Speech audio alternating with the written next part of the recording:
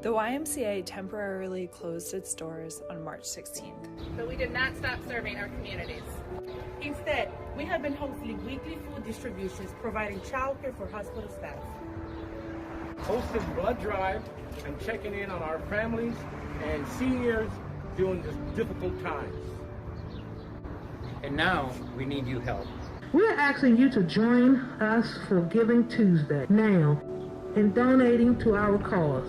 Your support will allow us to continue to serve our community. So far, we have donated over 30,000 pounds of produce, and we're just getting started.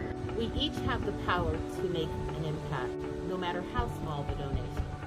Let's come together to create a global wave of generosity.